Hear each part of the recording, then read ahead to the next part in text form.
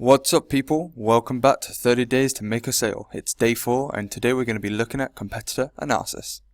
So what we're going to be covering in today's session is basically looking at competitors on a broader scale for your chosen market. First we're going to start off with how you can find your main competitors. To be honest, a lot of you will already know who your main competitors are from day 2 and day 3 of the case study, which were obviously the market research and keyword research part. I guess what we're looking at is basically trying to find who the main competitors are. So who are the big guys in the market, who are taking most of the top positions in the SERPs for all of the various keywords. And the next part of the process is going to be analyzing their performance to date. So what we're looking at here is, when were these competitors first launched? How many years have they been sort of building up their presence? Was it a consistent month by month growth in traffic? Does most of their traffic come from organic? Do they have brands? Don't they have brands? Do they have a brand presence or not? Do they get social traffic or not? Did they potentially get a spike in traffic from organic and since then it remained, or was it consistent growth month on month due to consistent SEO, or was it something else? Next we're going to look at the authority. So this is more from a metrics point of view, so looking at the domain authority, page authority, how many pages they have, and looking at sort of their historical data from that point of view. Next, we're going to analyze their backlink profile.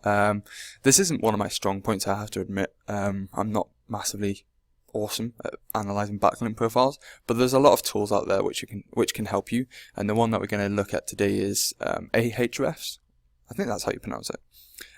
Next, we're going to look at their brand presence. So, as I mentioned earlier, like some of these websites might have a brand presence. What I mean by that is they might get brand related searches through the SERPs, they might have a big social following, they might be really strong on YouTube or Facebook or Twitter, or Pinterest or Instagram or something. We don't know. Obviously, different markets have different followers, and different markets work better on different platforms.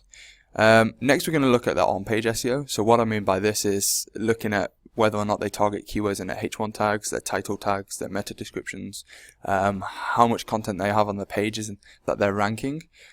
Is that content, is that content awesome or not awesome? Is there improvements that we can make?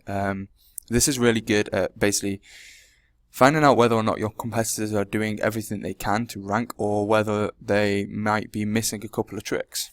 And lastly, sort of what goes hand in hand with the on-page SEO is, analyzing their content, which I just mentioned then. What we're looking at here is their content really good, or is it full of punctuation, grammar mistakes? How long is their content? Do they cover the whole topic, or are they missing out certain things? Is there areas where you can sort of fill the gaps yourself with your content? Is it scannable?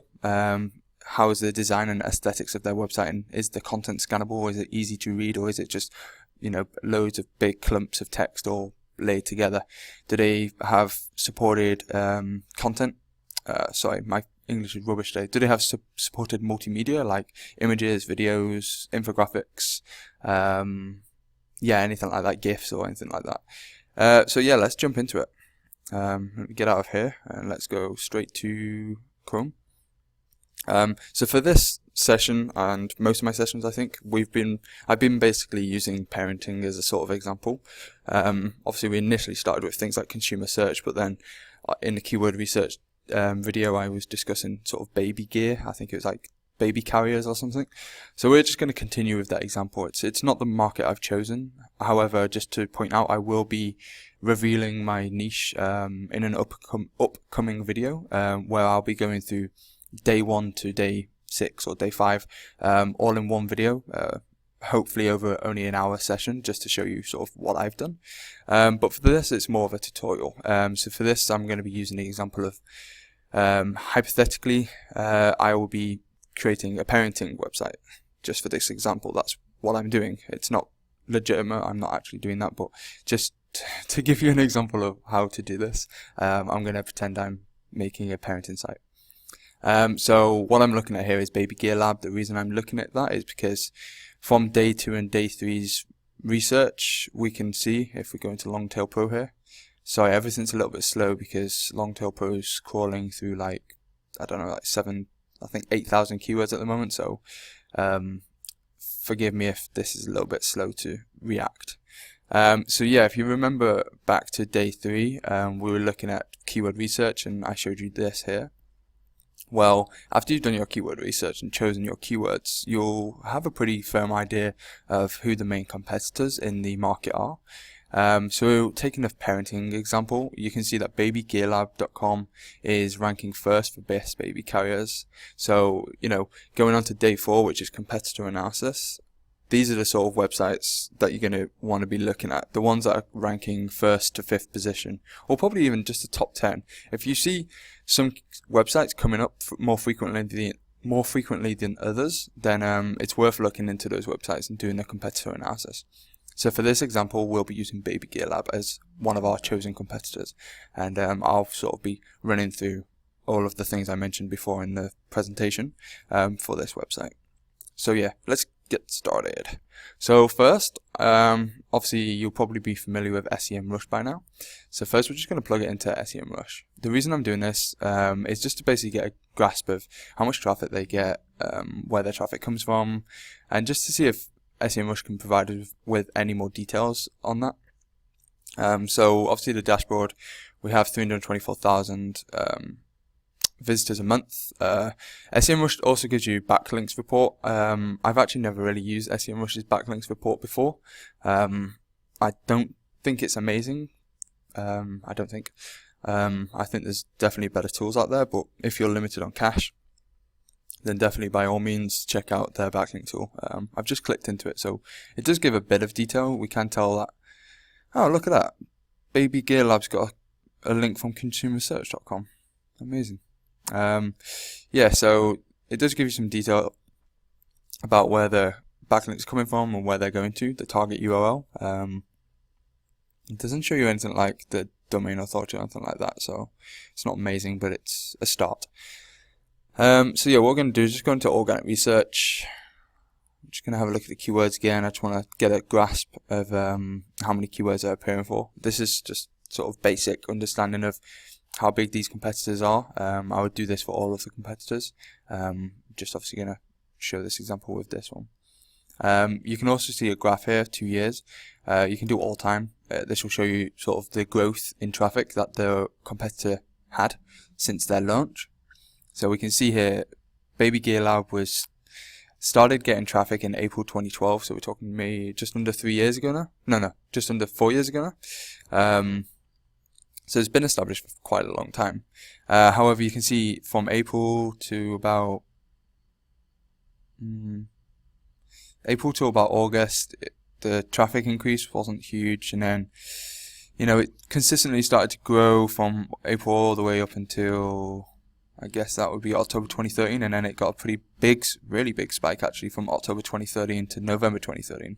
It doubled in traffic, and then it continued to grow from there, and it didn't dip. So one thing I like to do with competitor analysis is understand why these influxes in traffic happened.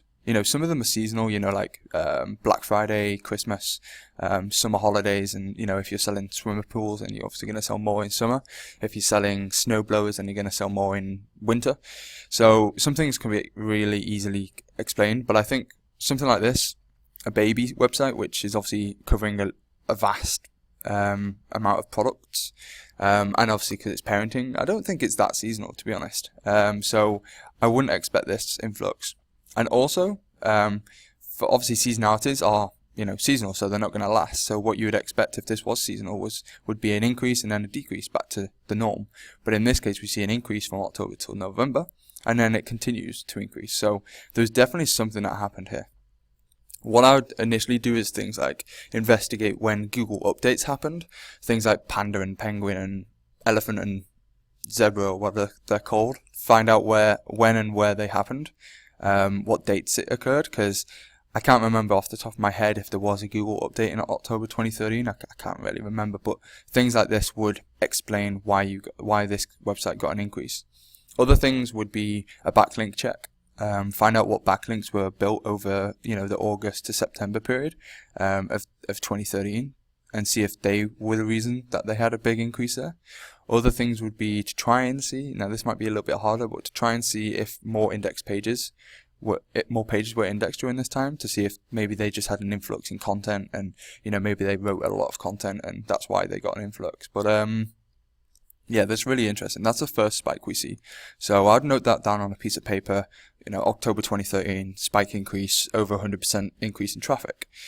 And then we can see from November till May, it was, pretty similar incline as to what it was prior to October 2013. But then again, in May 2014, and from May to June here, we can see again almost 100% increase in traffic, which is crazy. So again, we want to understand why this is happening. We're seeing a huge increase here, and then what's that? 9 months? May's 5th. Yeah, about 9 months later, we're seeing another massive increase here.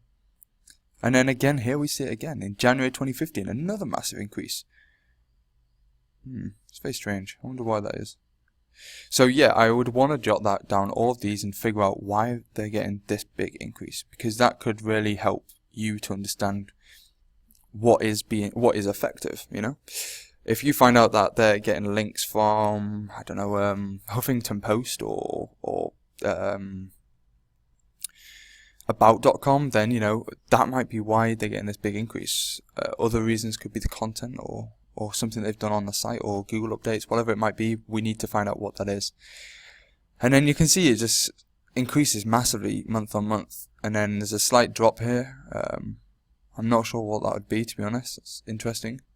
And then there was an update on SEMrush, and then increases again, which I guess that would more be in line with Christmas time and Black Friday. As we can see, it sort of coming to what am I saying? It's coming to it's starting to decline again in January, so it's flatlining, I guess. Anyways, yeah, so I'd start with something like this and try and understand the growth patterns. Next, I just want to see how many keywords are appearing for, because that sort of gives you an understanding of how big this competitor is. Next is pages. On pages, again, you can just see what pages are getting the most traffic. So things like this, we can start to analyze specific URLs and their backlink profile to that URL. So we'll come back to this later. Next is competitors. So after you've done competitor analysis of one website in your chosen market, you can go to SEMrush and go to competitors and look at other websites that are very similar to this one, to other competitors of yours. And you can try and establish sort of correlations between these competitors. Maybe they're getting very similar, maybe they've got a very similar backlink profile, so maybe you can look at all of their backlinks and analyze together and see what cross-reference you've got. See if, what you might see is 5 of those 10 sites that you analyze have backlinks going from about.com or going from ehow.com or New York Times, I don't know. So these sort of things, and then you can see where the backlinks are going to, which pages they're going to see what sort of content gets shared the most and is the most worthy of getting backlinks to. One thing to note when you're on a competitors tab is it will also show websites that are sometimes not that relevant just because they're huge websites. So what you want to make sure is that common keywords are high. Common keywords are basically keywords that both of the websites rank for, rather than SE keywords, which is just the overall amount of keywords that they're ranking for. So look at common keywords, and you can probably, I think you can filter it by the highest amount of common keywords.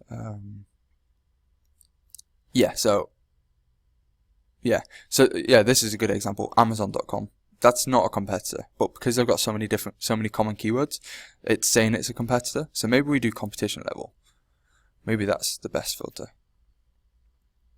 Yeah, here we go. This is really good. Okay, so when you come into this competitor page, do the competition level. Just filter that by the highest and lowest, because this seems to be the most relevant. So Lucy's List, I know this website, it's a mother's blog. It's a really big mother's blog. So that would be a competitor for me if I was going into the parenting niche. So I would want to analyze this website as well. Bye Bye Baby, I don't know what that is, but we could check it out. Diapers.com, I think that's a retail site, so we can ignore any e-commerce sites. They're not competitors of ours. We just want to look at affiliate sites, blog sites, review sites, anything that's content rich and obviously generating income from affiliate revenue is sort of a competitor to us. Things like this, mum's stroller reviews, sorry. So that's obviously a competitor. They're obviously just focusing on strollers, but it would be interesting to see how they've generated such a high amount of traffic just from the strollers.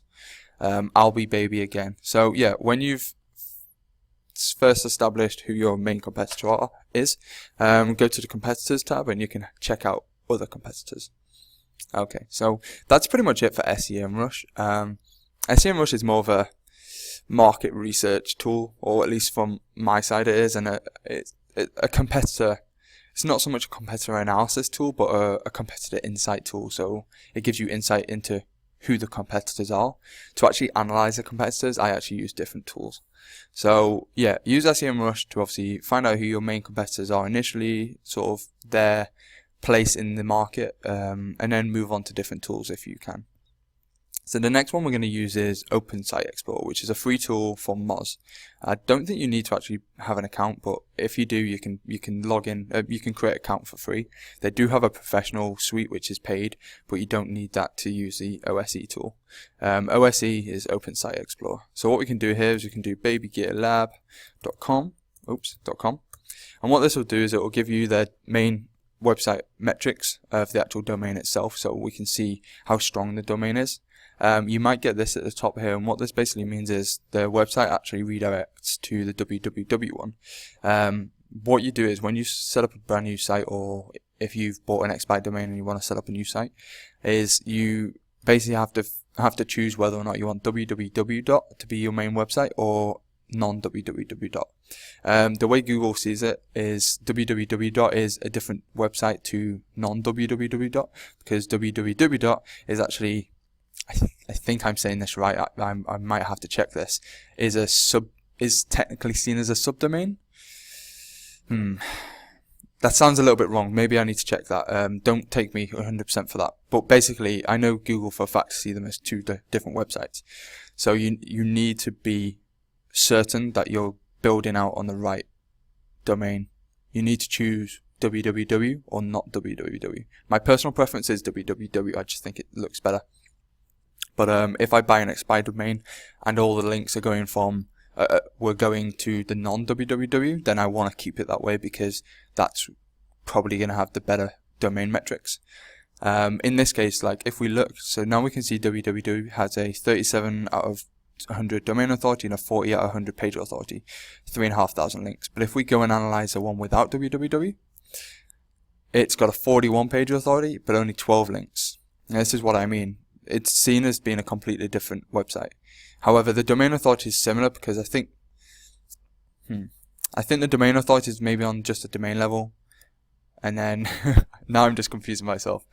Basically, just find out which one's strongest. If you're registering a brand new website, then I guess it doesn't matter, just choose whichever one you want. But if you register an expired domain, then find out which one's the strongest and go with that one. So let's go back to www, because that's obviously where they're established. So they got 3,500 links. The main things to look at from OSE are these two. Are these two here, the domain authority and the page authority. Spam score is also good to see, but any competitor of yours in the chosen market or big competitor is probably going to have a low spam score anyway, which is, you know, what's expected.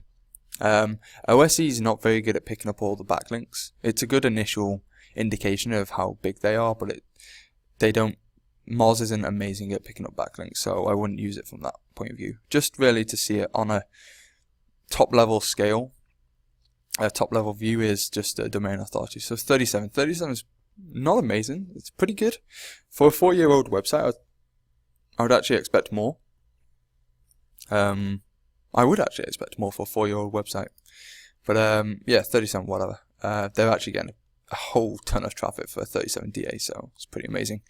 The next thing I want to do is basically look at this, the website again, in Site Explorer. So Site Explorer is Ahrefs. So what we do here is we go Baby Gear Lab, domain, fresh, and then it pulls the data. Now what this does differently to Moz is Moz basically obviously show the domain authority and page authority, which is Moz's own metrics.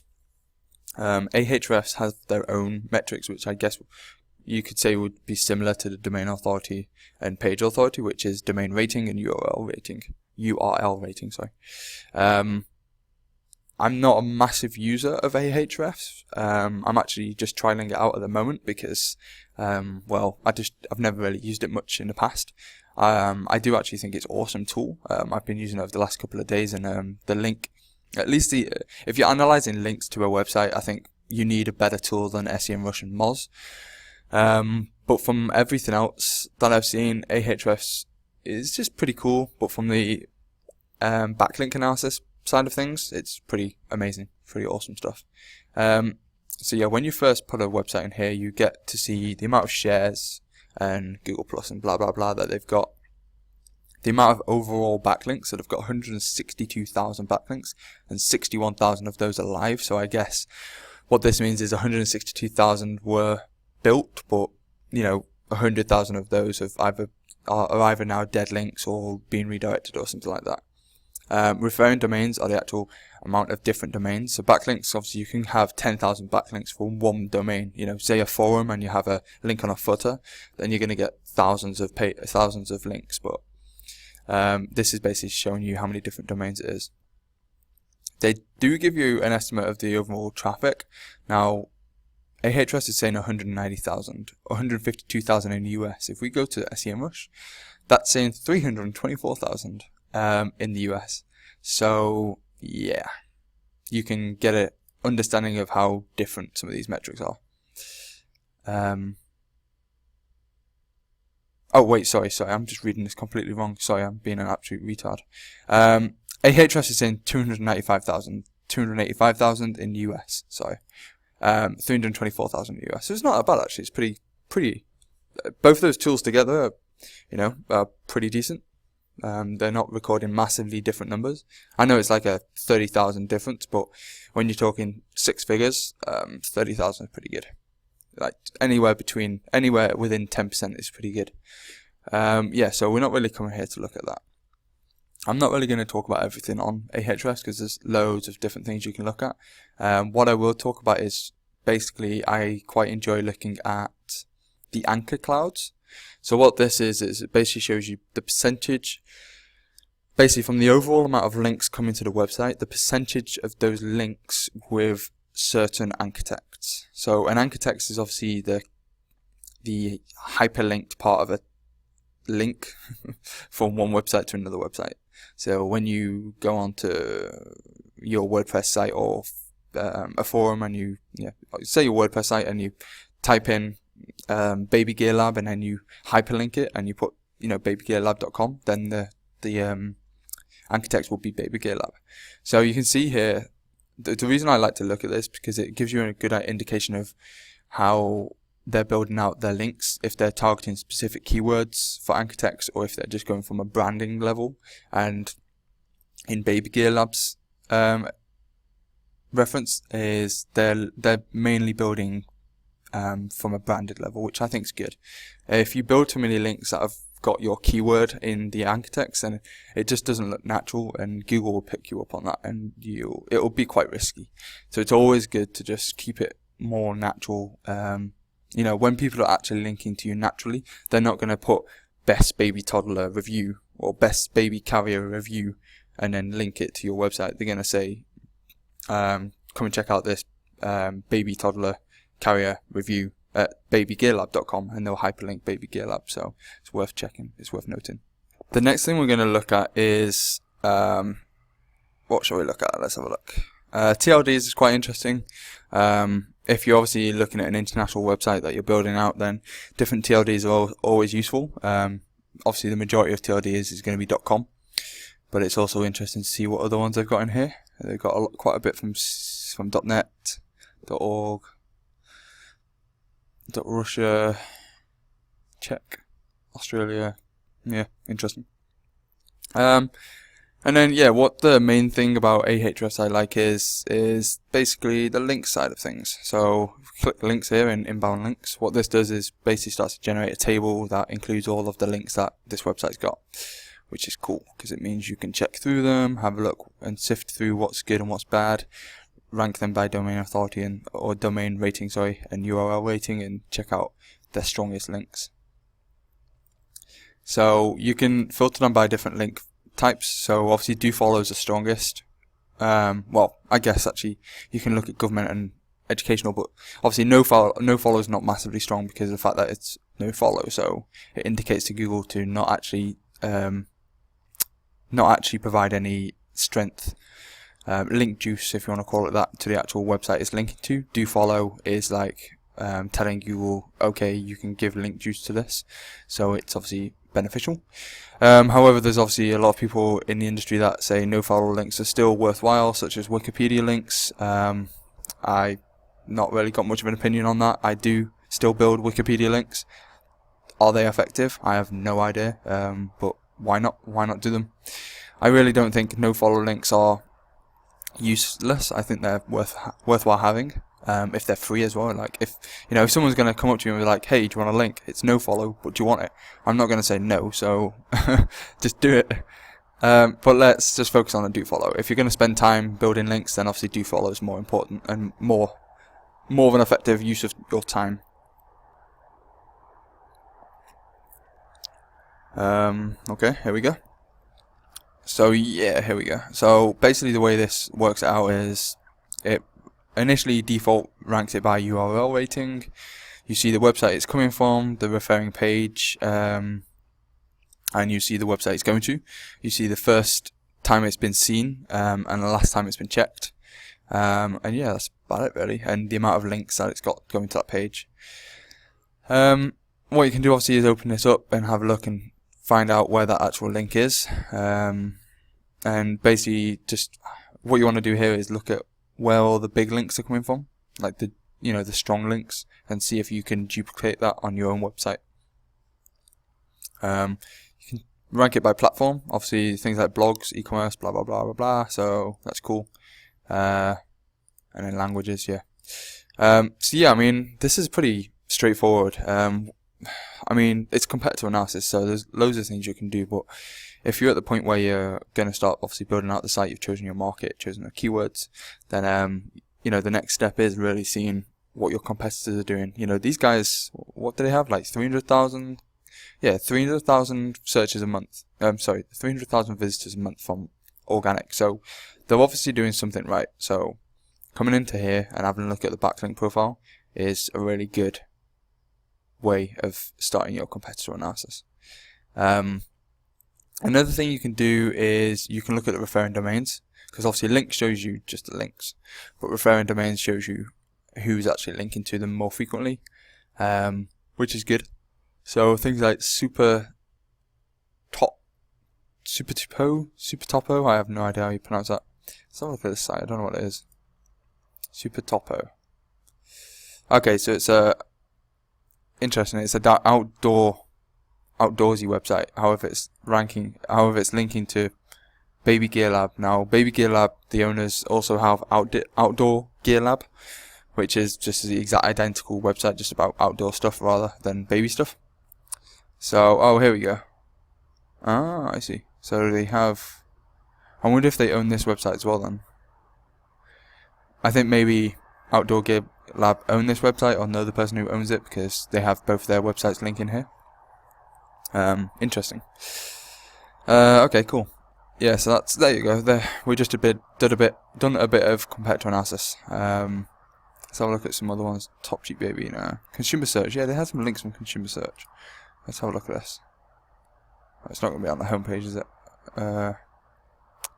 Backlinks.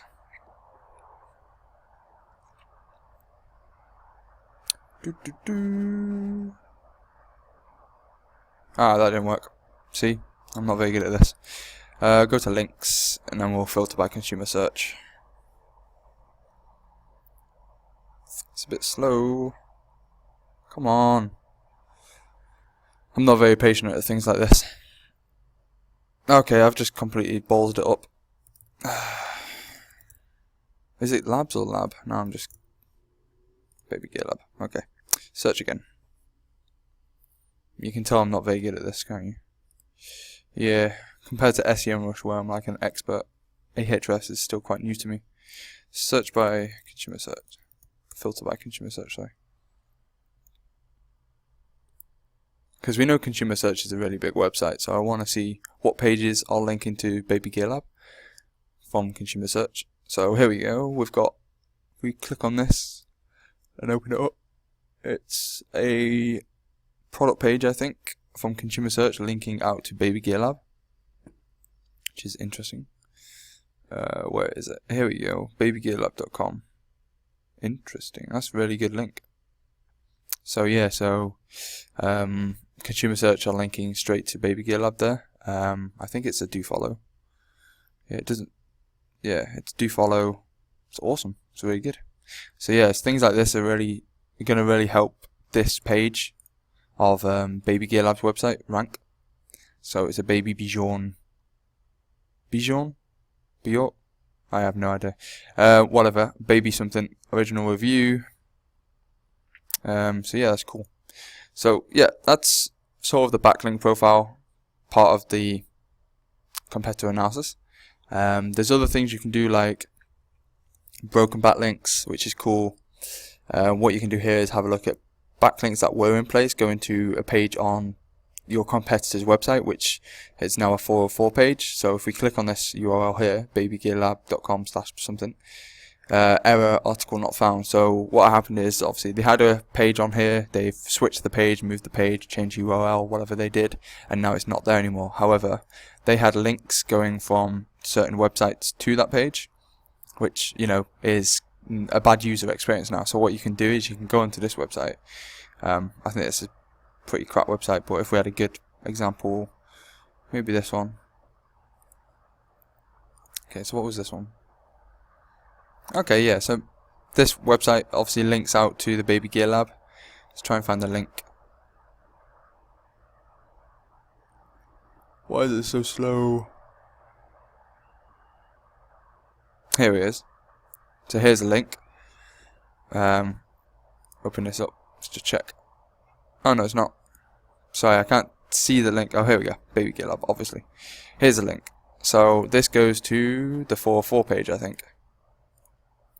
Yeah, it goes to the 404 page. So what you can do is you can find out what this is talking about. It's talking about diapers and something. Recommended diapers or something like that. Or the best disposable diapers, something like that. So what you can do is you can write a page on your website about best disposable diapers, and then contact the owners of Alternet, or the person who wrote this article, and be like, hey, I noticed you've got a 404 link going out. Why don't you replace it with this one that we've done? It's awesome. And 9 times out of 10, they'll be like, oh, thanks for spotting it, that's cool, yeah, sure, and then they'll link out to you. Obviously, the most frustrating part is the fact that it takes quite a lot of time to actually write the content, publish the content, get the contact details of this website or this person who's wrote this article, Jill Richardson. Contact them, wait for a reply, get a reply, create some sort of rapport with them, because you might not actually want to ask them straight away. You might just want to highlight the fact they've got a 404 link, broken link, sorry. And then, yeah, hopefully you'll get the link. But if you don't, then it's potentially wasted time. But if you do, then it's a good link from what seems to be a pretty strong website. So it's definitely worth doing. It's something quite a lot of people do in the white hat SEO industry, and it's been seen as being a really effective way of building links. This is another one here, and I think these link out to the broken link as well. I won't bother trying to find the link, but again, you understand what you have to do here. Let's click that off. Let's go back. So yeah, that's a broken link report. It's really effective. And yeah, that's sort of all I'm using Ahrefs for at the moment. Just the backlink side of things. There's obviously a lot of other things you can do on here. It's just I'm more familiar with SEMrush, so that's why I use SEMrush more for everything else. Let's just quickly go back to this. So what we've done so far is sort of found out who our main competitors are, or at least gone through the process of doing so. Analyze their performance to date using the SEM graph, Rush graph. Analyze their authority using Moz's domain metrics. Analyzing their backlink profile using Ahrefs backlink profile check tool thing. Analyze their brand presence. We've not really done that yet, so how can we do that? Well, firstly, we can look at obviously the social buttons that they've got here, the social metrics they've got here. But to be honest, I don't think that's massively accurate, and I'd prefer to just go to the website and have a look myself. So what we can do is go to babygearlab.com, go to the homepage, and then what I like to do is I like to look at the social side of things, because that's, to me, is a really good indication as to whether or not they're building a brand presence. So let's check out their Facebook, and let's check out their Twitter.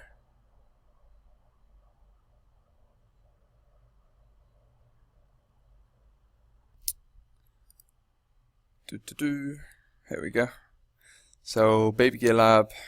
So they've actually only got 1,477. Get off. 1,477 likes, which is not huge. But one thing I like to see is how many people are engaging with their content. So we can see here that there's some engagement. Obviously, 10. You know, they posted this ages ago actually, so they don't do a lot of social media, it seems, or at least from Facebook. They only had 10 likes on this, so they weren't getting a massive amount of interaction anyway, and it looks like some of it might have been spam. Yeah, that looks like spam.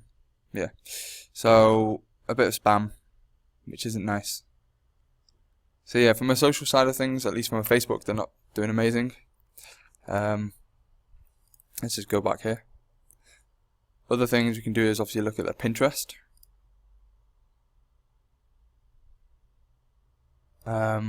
Yeah, so here we can see how many followers they have. 286.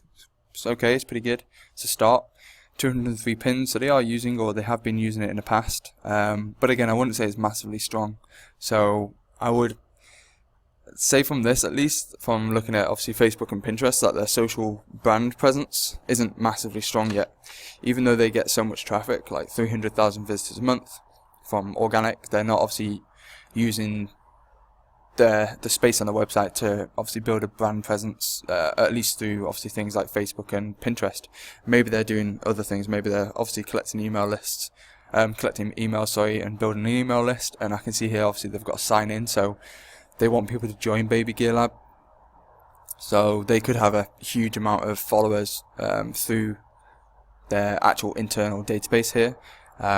You know, that's something I'm not going to be able to find out, obviously.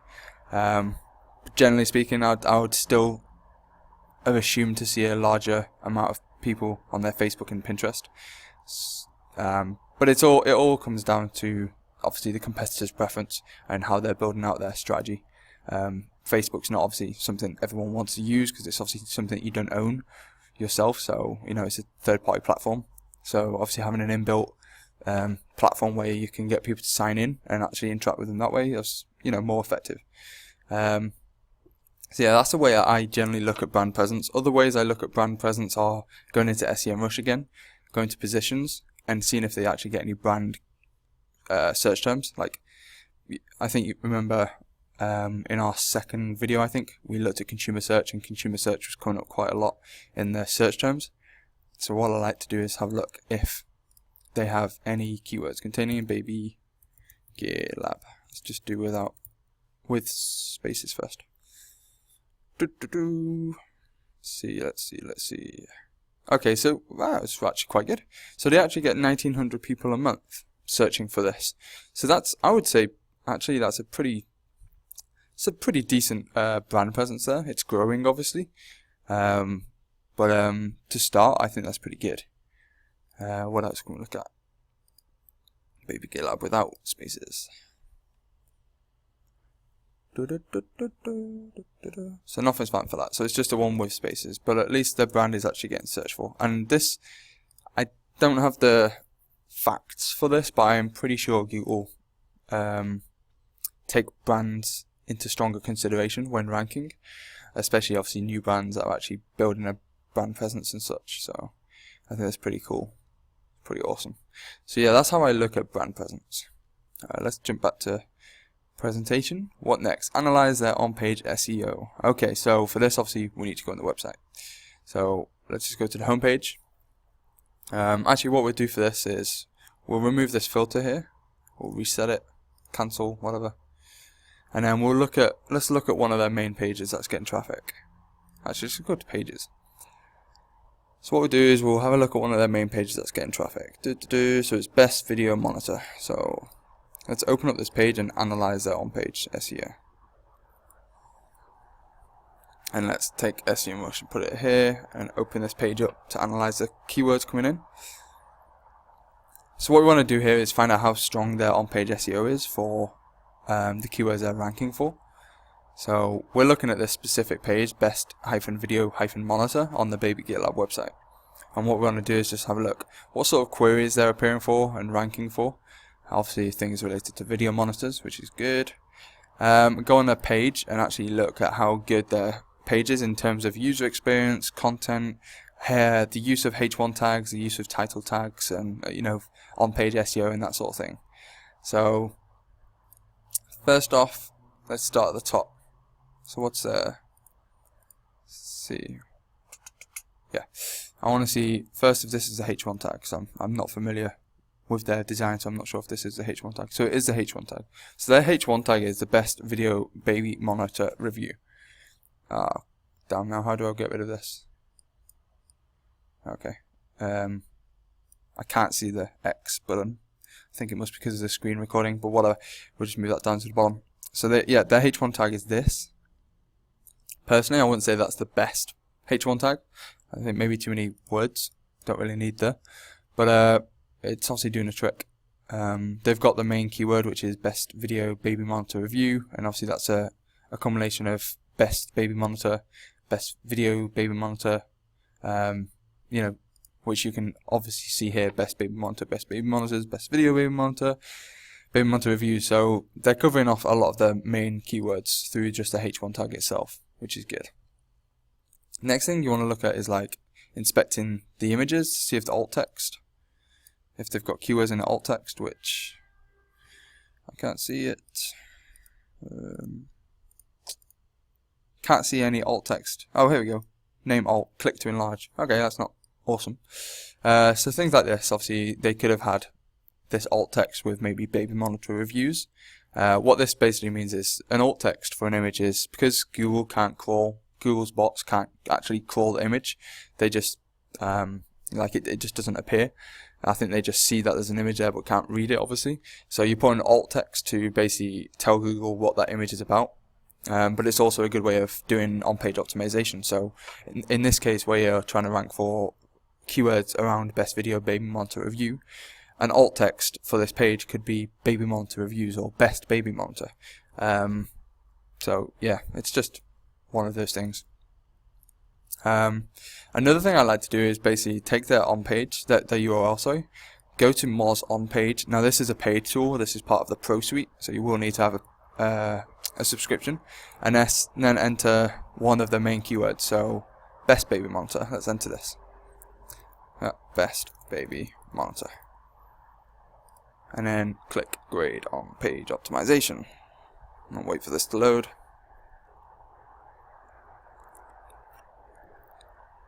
Now what this does is gives you a grade score from A to F, as it says there. A being the best, F being the worst. B's okay, but it also shows you what you're missing. So these ticks here mean you've got it, and obviously the importance, is an obvious one. It means how important it is. So the tick here is broad keyword used in page title. So they've used the keyword in the page title, accessible to search engines. Things that they've not got is exact keyword is used in the page title. Now this is a difficult one. It's tricky because if you use the exact keyword best baby monitor in the page title, then you're going to miss out on things like reviews and keywords including reviews like this one and this one and this one, which is a lot. So I find these things a little bit weird because it's a sort of a balancing point. You obviously want to optimize towards your main keywords, those being the ones that get the most traffic, which is best baby monitor, because it's got 14,800 searches.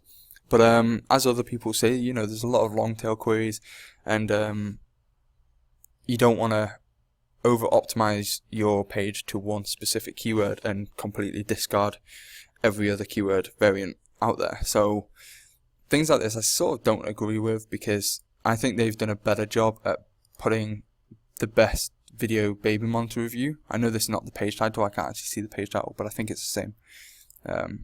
let's just quickly have a look. View page source.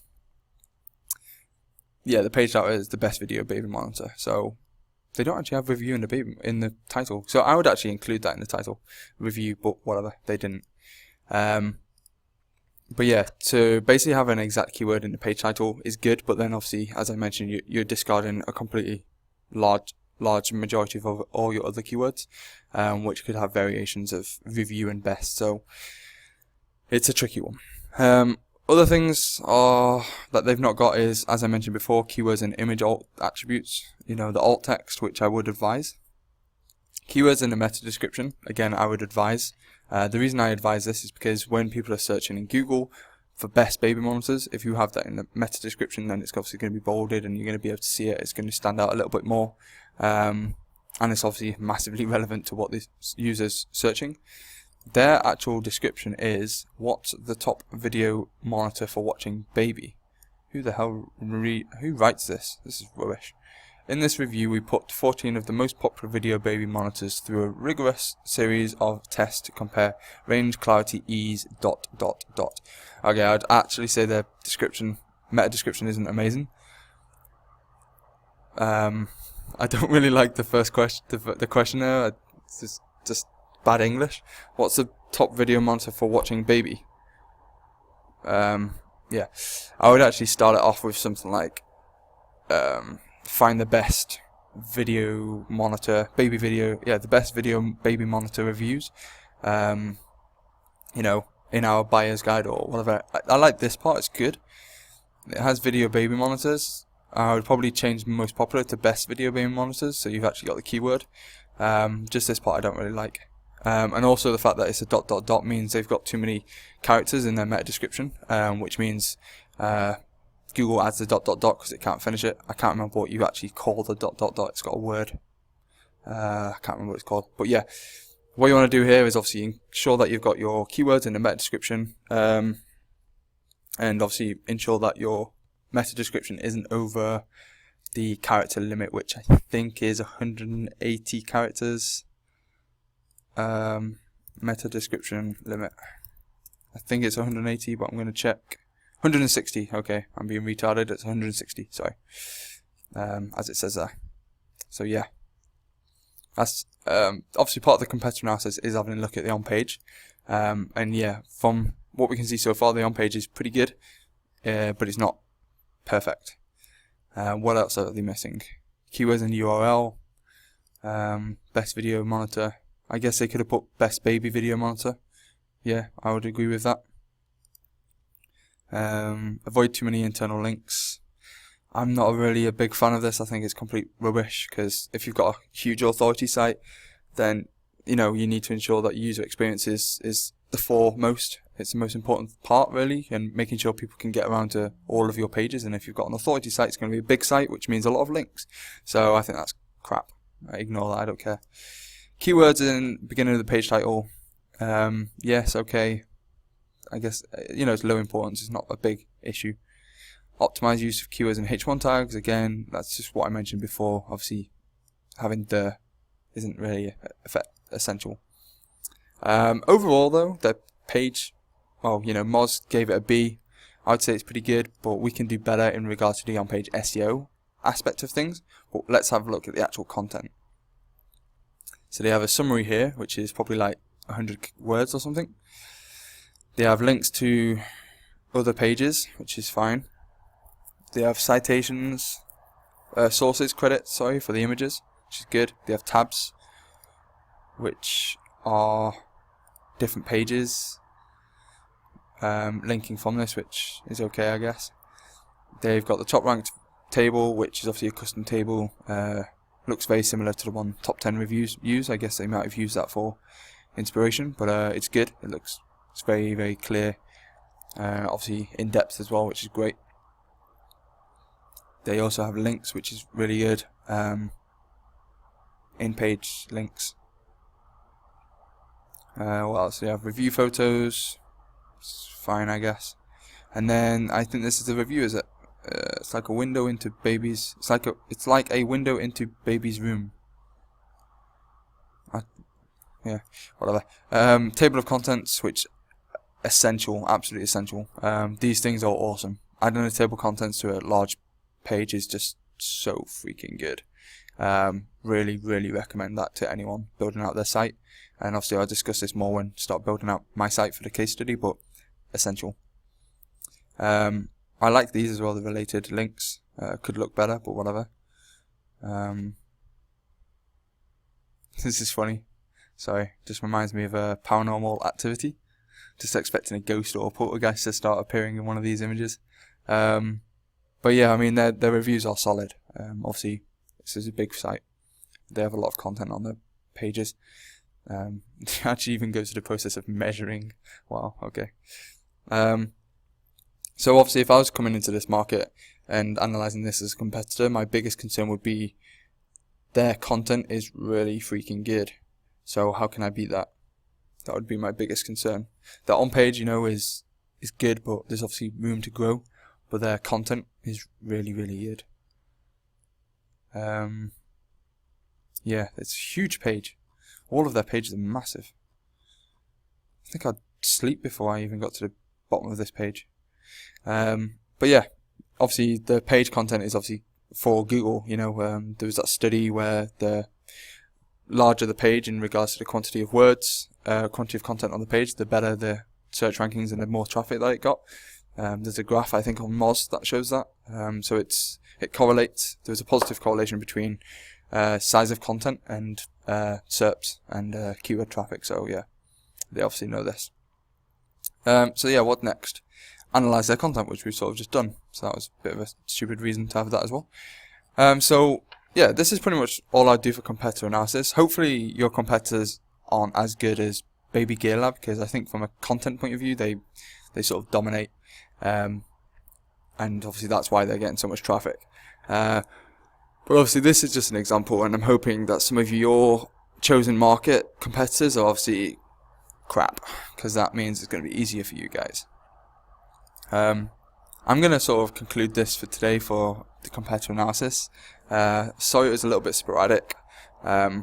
Admittedly, competitor analysis on this scale, in this sort of way, isn't my strongest point, I guess. I think having 10 years experience in online marketing, you don't really need to analyze things so much from a competitive point of view to actually understand how to do things, because you just sort of, you grow into it and you sort of you adapt and you get your own way of doing things, you know, over the years. But obviously for beginners, I think this is a good starting point. I don't expect you to follow this step by step. Just use it as a sort of blueprint for what you want to do. Everyone's in their own market, so everyone's going to have their own experiences and come against their own struggles and challenges. But this is just there to help guide you, I guess, on the right path. If anyone has any questions, obviously just give me a shout, comment on the blog or on the YouTube page or whatever, or add me on Facebook or something. The next video is going to be about what is it going to be about? Domain registration. So we're past now the research side of things, you know, the market research, keyword research, competitor analysis. We're doing that. We've done that pretty much. The next step is domain registration, which I'll be discussing how to find expired domains and register expired domains, because that's what I use for a lot of my sites. I actually use expired domains rather than registering brand new ones. The reason I do that is because I hate the Google sandbox, and I don't want my site to be stuck in a sandbox for, 3 months, 6 months. It's just a waste of time. So I'd prefer to get a domain that's been previously set up and expired, and use that to my advantage, really. So that's what we're going to be discussing in the next video, so stay tuned. I hope you like this video, and yeah, have a good day. Thank you very much. Bye.